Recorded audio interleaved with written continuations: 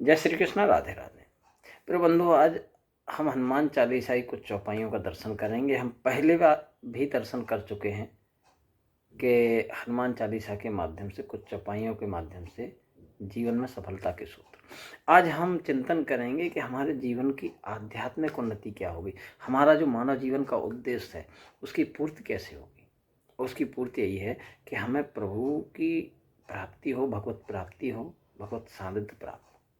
तो उसके लिए सिर्फ हनुमान जी की शरण जाने से ही हमें भगवत प्राप्ति हो सकती है, क्योंकि भगवान ने स्वयं कहा है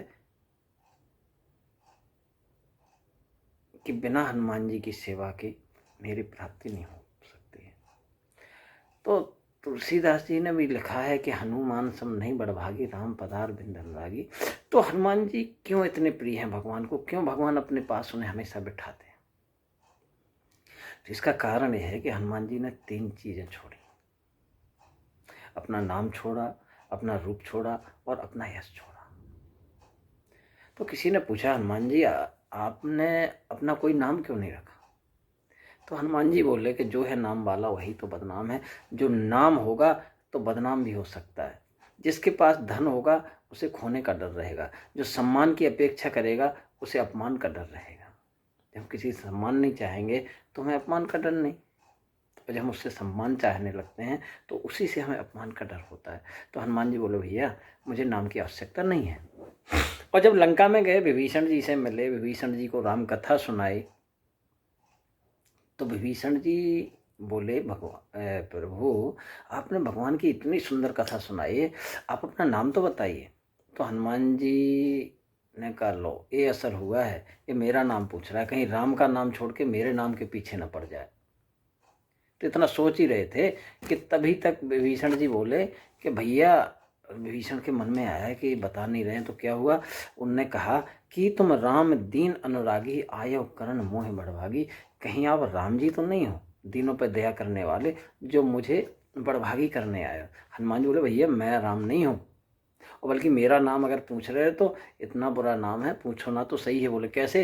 बोले प्रात लिए जो नाम हमारा, तेन ताहे न मिले हारा। जो मेरा नाम लेता है उसे प्रातः का जो मेरा नाम ले लेगा उसे पूरे दिन आहार नहीं मिलता है। आहार से मतलब ये था, कई लोग शंका करते हैं कि हनुमान जी का नाम क्या इतना बुरा था।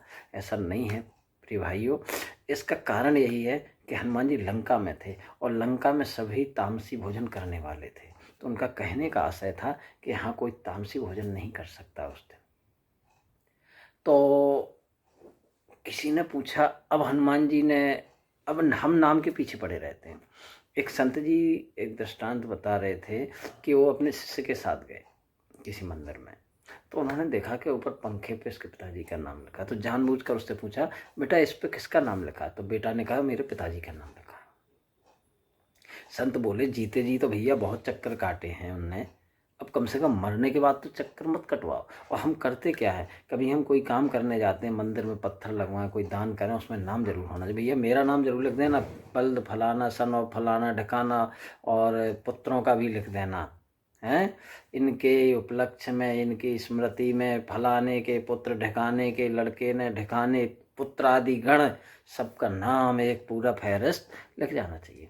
पिताजी पंखा लगवाया, पिताजी की स्मृति में, श्री माननीय पूजनीय पिताजी स्वर्गवासी हो गए हैं। तो कहने का आशय है कि हमें ऐसा नहीं करना है, जो भी करना है प्रभु को अर्पित करना है। अब उनने नाम छोड़ा अपना, दूसरा रूप छोड़ा। हनुमान जी बंदर का रूप लेकर के आए। वो कहते हैं ना कि बंदर, किसी का मजाक उड़ाना, कहते बंदर जैसा मुंह है, कोई हंसता है तो कहते बंदर जैसे दांत दिखा रहा है। तो हनुमान जी से किसी ने पूछा कि आप रूप बिगाड़ कर क्यों आए?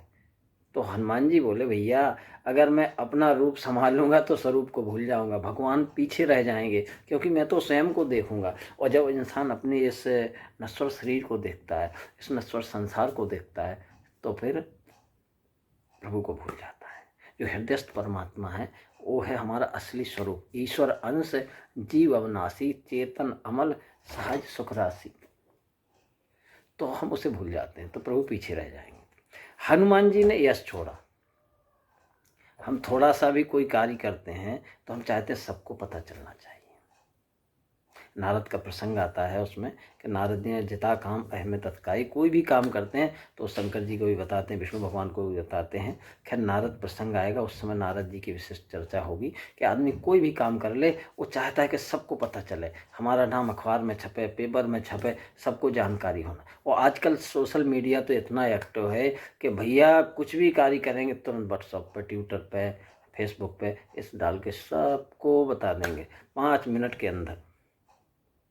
किसी के पुत्र रत्न की प्राप्त होती, 5 पर्सनल उसमें पड़ा हुआ है आईसीयू में, लेकिन फोटो सबके पास।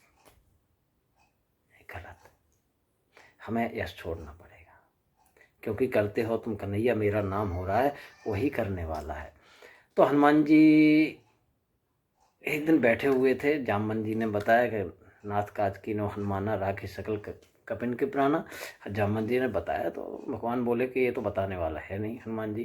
तो हनुमान जी रघुपत की नहीं बहुत बड़ाई, वो बड़ाई करते हुए बोले हनुमान तुमने इतना बड़ा सागर लांघा जिसे कोई नहीं लांघ सका। तो हनुमान जी बोले प्रभु इसमें मेरी भी साथ क्या है? कैसे? बोले प्रभु मित्र का मेल मुखमाई और जलद लांघे अचरज नाही। आपकी मुद्री ने पार लगाया प्रभु, मेरा इसमें कोई रोल नहीं है। तो भगवान बोले चलो अच्छा है, तुम्हारे कहने से मान लेते हैं कि तुम्हें मुद्री ने पार लगाया, लेकिन इस तरफ से तो मुद्री ले गए, मुद्री दे दी आपने जानकी जी को, उस तरफ से कैसे आए? तो प्रभु बोले इस तरफ से मुद्री ने पार लगा दिया, मतलब आपकी कृपा ने। उस तरफ से मात मोह दीजे कुछ रीना, जैसे रघुनायक मोह दीना, और चूड़ामन उतार तब दे, हरस समेत पवन सुत ले, चूड़ामणि उनने दी और मैं वो लेके आया तो इस पार आ गया। तो मुद्री ने उस पार किया, चूड़ामणि ने इस पार किया, आपकी कृपा से उस पार गया और मैया की कृपा से इस पार आया। चलो मान लेते हैं। भगवान बोले भैया फिर लंका कैसे जली?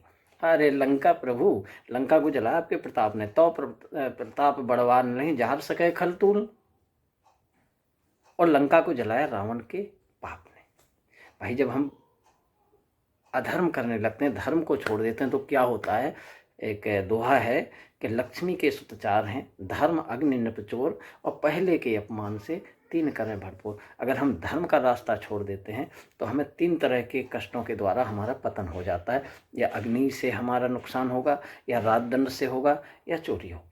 तो ये ध्यान रखना है कि हमें धर्म को नहीं छोड़ना है, तो लक्ष्मी, समृद्धि, धन दौलत सब कुछ हमारे पास रहेगा। तो लंका को जलाया रावण के बाप ने, और लंका को जलाया माँ जानकी के श्राप ने, और लंका को जलाया हमारे पाप ने। जानकी ने जो बद्दुआएं दी उसको कोसा तो उससे जली, और लंका को जलाया हमारे बाप ने। जिस समय अट्टहास कर गरजा, कप बड़ लाग आकाश, और हरि प्रेरते हैं उस समय मरुत चले 49। आपकी प्रेरणा से हमारे पिताजी 49 टाइप से बह रहे थे, तो लंका ऐसे जली। प्रभु मैंने कुछ नहीं किया, मुझे दोषारोपण मत करो। तो हनुमान जी ने यश भी छोड़ दिया। तो भगवान बोले कोई बात नहीं, सहस बदन तुमरो जस गावे। भगवान से हनुमान जी बोले भैया मुझे यश वश नहीं चाहिए, तो क्या चाहिए? बोले अस कह सिरपत कंठ लगावे, मुझे तो अपनी गोद में बैठा लो प्रभु, अपना बना लो बस। वो मनुष्य का यही देह होना चाहिए कि भगवान, हम भगवान के और भगवान हमारे हैं। जिस दिन ये संकल्प हमारा हो जाएगा, हमारे जीवन में आनंद हो जाएगा, और हमारा यह लोक और वह लोक दोनों सुधर जाएंगे, और भगवत प्राप्ति हो जाएगी। लेकिन उसके पहले राम द्वारे तुम रखवारे, होत न आज्ञा बिन पैसारे। हनुमंत हरि की शरण में जाना है, तभी हमारा कल्याण होगा और राम की भक्ति मिल जाएगी, क्योंकि राम रसायन तुम्हारे पास सदा रहो। तो आज के लिए इतना ही काफ़ी है। और आप लोग अगर चाहते हो कि हनुमान जी की और कथाएं, कुछ और विशेष कथाएं या किसी भी कथा, तो कमेंट बॉक्स में लिख करके आप ज़रूर मुझे भेजें, और उन पर हम दर्शन करेंगे, उनका चिंतन करेंगे। जय श्री कृष्ण, राधे राधे।